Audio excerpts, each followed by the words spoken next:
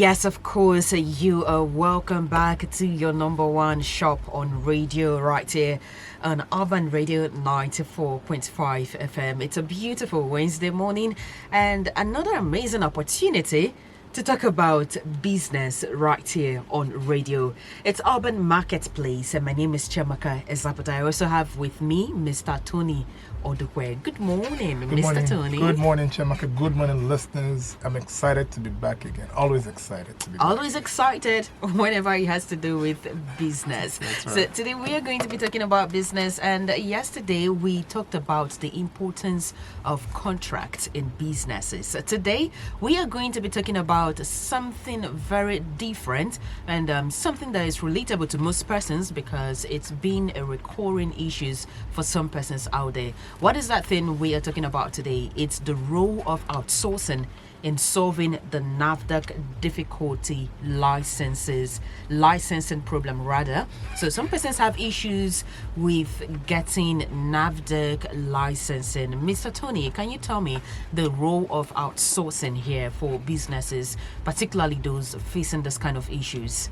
All right. Before I tell you about, before I tell you the role of, outsourcing, I want to give you a little overview of what the NAFDAC problem is, right? In America or Europe, you must have seen in the movies or some documentaries, young girls or young boys, having a yard sale, right? Mm-hmm. They make, different recipes of lemonade, and you would hear stories like, "Oh, this is my grandma's, recipe, and so that's what I made, and I'm now selling it, in my yard sale, right?"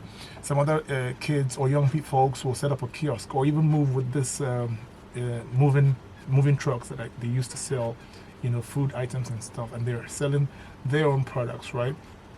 I think that's amazing because the system allows them, to create something and make a living or make money out of it, right?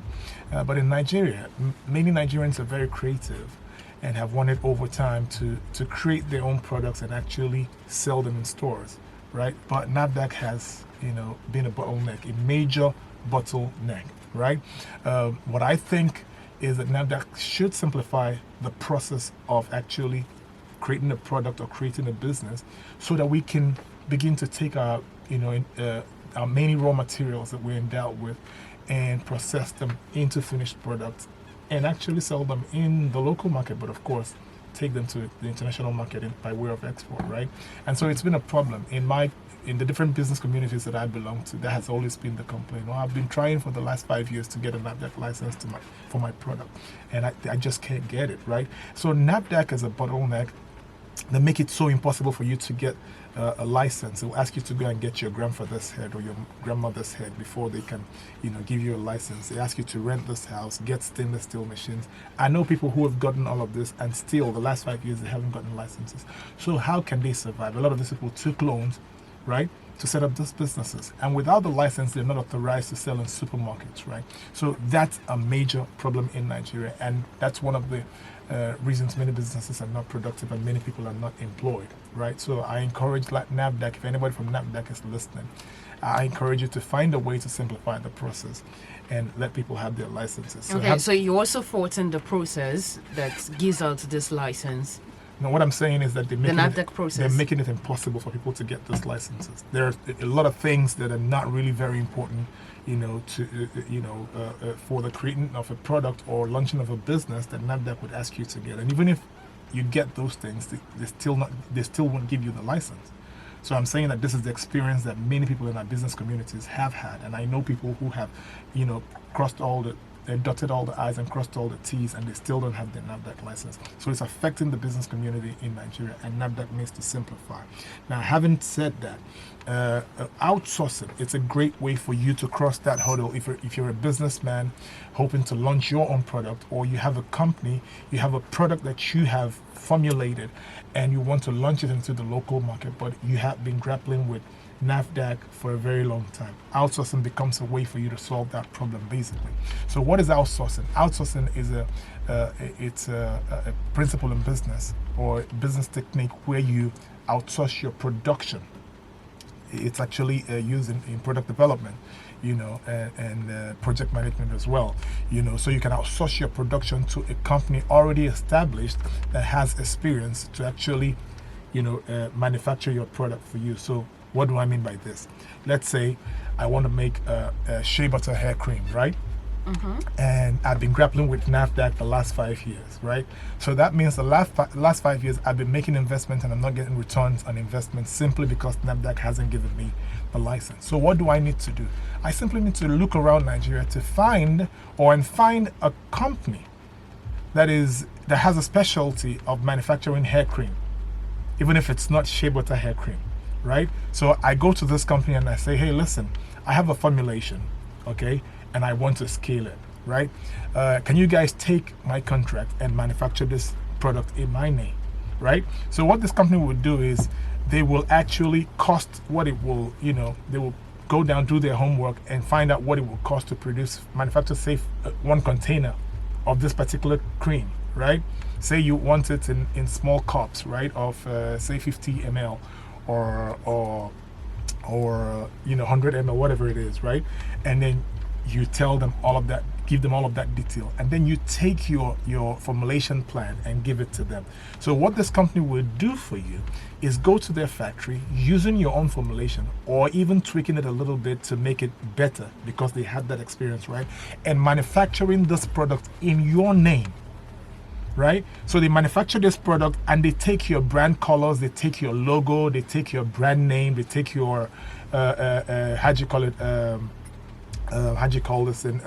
registered trademark and all of that, and they make a finished product. But this is where it gets exciting because this company is already established. They've been in business for a while. They have a relationship with NAFDAC. All their products have NAFDAC licenses. They have ISO certifications, and they have MANCAP, certification. They have the SON, seal and all of that. They've gotten all of this right. Their factory is certified. So what they just do for you is that they manufacture your product and apply for the NAFDAC license. And so because they have a relationship with NAFDAC already, they have everything NAFDAC requires. All it would take is for NAFDAC to visit the factory, see the process, and actually give you certification, a NAFDAC certification for that product. So what happens is that since you paid to get 2 containers of this particular product, they give you a date. They say in 3 months it will be ready. In 3 months, you come and carry a container load of your own product, your own brand, in your own name with a NAFDAC license, and move it into a warehouse somewhere and begin to distribute it, right? That is the role of outsourcing in product development. And that's a great way to beat the NAFDAC problem, right? And it's so great because the money that you would have otherwise put in inventory, when we say inventory, is when you set up your own manufacturing facility, you have to buy the raw materials, you have to buy the equipment, set it up, you have to employ people to run the equipment, you have to pay NEPA or EEDC, whoever it is, for the power that you use. You have to pay marketing staff, you have to buy vehicles for distribution. All of this contributes to your overhead. But the amazing thing is that when you outsource your production, all of that money that could have gone into equipment and employment of staff goes into inventory. It goes into manufacturing more. So it gives you a quicker path to productivity and profitability, when you go the outsourcing route. So that's it, basically. All right. Okay. So when you are outsourcing partners based on regulatory compliance issues, are there key considerations, things that one should actually look out for to avoid unforeseen problems or setbacks? Yeah, outsourcing is a great way to do business, but of course, like every principle, there are always pros and cons. So you just have to do your research right. Now, I would say that the disadvantages are fewer than the advantages, right? But of course, there could be a few problems, right? If in the formulation, you've done your formulation and then you give it out to the manufacturer, you have to be there to ensure that they follow your formulation and actually the finished product comes out like you envisioned it, right? Because if you say, okay, this is an experienced company, it's not their product, it's not their formulation, right? you are the one that has the vision for that product. So you have to be there to oversight it and make sure it comes out the way the flavor or the fragrance or the color or the packaging is exactly the way you wanted it, right? So if you give out a contract and you walk away and expect that the company will do everything right, you may come back and it's not exactly what you're looking for, right? So that this will be one of the problems. But apart from that, I don't really see any other, hitches or bottlenecks in the outsourcing process. It's a win-win situation actually for businesses. Okay, the last question that I have to ask here is, when it comes to solving the NAFDAC difficult licensing problem, aside outsourcing, is there any other remedy you wish to recommend? It's just a simple matter of a political will. So whoever is the minister that is in charge of the sector that NAFDAC operates under has to, take the bull by the horn and tell NAFDAC to do the right thing. Most public servants have gotten lazy in Nigeria and they're not just doing their jobs. What is difficult? You ask somebody to go and rent, a place for factory. Make sure that at least if it's an SME, that you have to have at least two partitions. At that factory, you have to have stainless steel equipment, and when they put all of that in place, have running water. Make sure it's not in a residential area; it's somewhere secluded, so that you won't have cross contamination in the production process, right? And they have done all of that. And all you need to do is go visit the place, vet the place, certify it, and then give them a license. And then to get NAFDAC to come there sometimes becomes a problem. A whole year NAFDAC wouldn't come. You tell NAFDAC, okay, I'm ready, everything is set, please can you come for visitation? And NAFDAC just won't show up, right? It's a matter of competence. It's a matter of taking the bull by the horn and doing your job. You're being paid salary for that job. Do that job. Stop being lazy about it. You have to understand that the future of Nigeria, that the GDP of Nigeria, that employment being created in Nigeria depends on these SMEs. So you must do everything possible to encourage more SMEs to set up shop or set up, production facilities, because when they do, they employ more labor, and as they employ more labor, government gains more taxes, and this contributes to IGR and national GDP as well. So NAFDAC has to do the right thing, basically, and the ministers who oversight them have to do the right thing as well. Like I said, they just simply have to simplify, right? I'm not going to speak for those in the importation business, because we don't want Nigerians, we don't want to encourage Nigerians to continue to import. We want Nigerians to manufacture locally, so that the demand exporting. Exactly, so that the demand for the dollar can go away and the price of the dollar can crash automatically, right? We want Nigerians to produce locally. But if you ever try to import food or cosmetics items from overseas, NAFDAC will finish you, right? In what way? They'll ask you to get a number of things. They'll even ask you to pay some millions for a staff of NAFDAC to visit the country from where you're importing, to go visit the factory, before they can actually consider giving you the license. I think that's crazy. So those are the processes that people need to pass through before they start importing. Yes, especially when it's consumables, right? Consumables. Yeah, so that's what that does. And a lot of people, when they see this list, they just give up on the business. It's crazy. Why do we have embassies all around the world? Why do I have to pay for NAFDAC staff to go on vacation to Portugal or to Germany or to Japan, to go and vet a company, when we have embassies in that country? We have attaches, business attaches in the embassy. Call them up. Ask them to go do that verification. Tell them what to look for, or train them, so that they are able to do that job for you, and saving the businessman all of that cost, and helping him, achieve profitability and productivity faster. So these are some of the bottlenecks that we get from NAFDAC. And I think really they should sit up and begin to do things better. I also hope they sit up as well. All right. This is still Urban Marketplace, and we just discussed the role of outsourcing in solving the NAFDAC difficulty licensing problem. We listed a whole lot of things, how you can go about outsourcing partners to help you solve your NAFDAC regulatory issues. Now it's time for us to get to the most interesting segment of the show. As you all know, this is a business show. We share business tips, and as well, we sell goods and services. For them to get to the market, they actually have to talk to their boss and ask for a little bit of permission to go to the market. So this takes care of that for you, right? And so these suppliers will actually deliver food items to you on a monthly basis, or as many times as you want, right? And so what we have going in this food box are, for example, a 25 kg of rice is there, right? Then you have 3 liters of King's vegetable oil.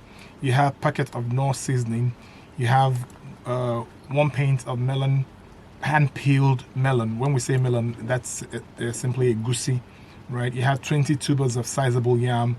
You have 5 what they call 5 painters of iron or potassium beans, depending on the one you want, and 1 sachet of table iodized salt. Good for your health. Good to mitigate against goiter, right? So I want to run through that list again. So essentially, it's 25 kg bag of rice, 3 liters of King's vegetable oil, a packet of Knorr seasoning cube, 1 pint of egusi, 1 painter of egusi, hand peeled, 20 tubers of sizable yam, 5 painters of iron or potassium beans, and 1 sachet of iodized salt. Good for your health. But if you want more to go into your food box, it's possible, and that's what we call the custom. That's what they call the custom order, right? So these suppliers are at strategic places in the town. So when you place your order, they can deliver straight to your doorstep. You know, you just get a knock on your door and you say, "Good afternoon, ma'am. Here's your food box," right? But you must have paid, to effect your order, right? And then it will be delivered to you. But if you choose to go pick it up at the different locations, they are, at very convenient locations around town. So you can go there and pick up your food box. Like I said, if you want a special order, what it simply means is that you're going to send a list of what you want included in the food box. That will be sent to these shops. They will put that in there, cost it, send it to us, and we'll send it to you, right? When you make payment, they'll deliver it to you, or you go and pick it up yourself, right? And if you live overseas, because this broadcast is going on YouTube and Facebook as well, so a lot of Nigerians are overseas listening, and they want food delivered to their families. Maybe they have aged parents in Nigeria and they want food delivered to them every month. This food box is for you. So all you need to do is place that order, and the food will be delivered to your aged parents, no matter where they live in Nigeria. Some of you live overseas as well, and you want to buy straight from Nigeria to be sure that you're buying the real thing instead of go to the African stores where these things are sold for very expensive. Okay. You can call our number, and we'll channel the orders to these guys, and they'll be sure to deliver to you, whether you live in London or America or Australia or anywhere you live in Europe. It can be delivered to you. All right. The next brand we have here is Terra Home Office Industrial Cleaning and Fumigation Services. Yeah. From the name already, we already know what it's all about. Yeah, so Terra is a professional cleaning company, right? So they clean homes. Say you're moving into a brand new home, and after construction, and you need all that cement, all the paint, cleared, all the tiles washed up, washed, sparkling clean. You contract Terra. They'll go and wash your brand new home before you move into it. If it's not a brand new home, but you're just changing homes, you're moving into another apartment, and you need somebody to go in there and clean it up for you, Terra offers those services. So they clean office complexes, they clean industries, they do industrial and professional cleaning, and of course they do fumigation services as well. So that is to say, they can go clean your home and fumigate the surroundings to ensure that rodents and snakes and dangerous animals like that are kept at bay. So for these services, you're going to call the number that we're going to provide you before the end of the show and book any of these services, and the companies involved would actually come to your aid. But one thing is sure, we have vetted every single one of these companies, and we're sure they do good service, right? And so the final one would be the Export Chamber of International Trade and Investment. And we're saying that export is the way to go now. The average Nigerian worker is not earning enough money to buy everything they used to buy. And so that means the companies and the shops that are catering, they used to cater to these products and services, are suffering now. Their businesses are shutting down. So if you're a business owner, or you're intending to go into business, or you don't have a job but you're looking for a job, Nigeria is blessed with over 1,000 exportables. Come and join this Chamber of Export Trade. They'll teach you how to trade and export, and you'll learn the export trading skills, and then you'll begin to export. So essentially, you will be living in Nigeria and earning in hard currency. So you will do well to join the Export Chamber today. All the information is on the website, and it's www.exportchamber.org. www.exportchamber.org. All one word. Okay, and that's it for brands that are up for promotion right here on the show today. And as usual, if you want to patronize any of those brands that we've listed out, that is the Horizontal Property Developers Limited, Bunakasa Group Meat Sharing, Food Box Delivery, Exports Chamber of International Trade and Investment Membership, Tierra Home, Office, Industrial Cleaning, and Fumigation Services, head straight to our website at www.urbanmarketplace.com, or you could place a call to the number 08181 233 979. I'll take that again, 08181 233 979. Let me call it my own way. 081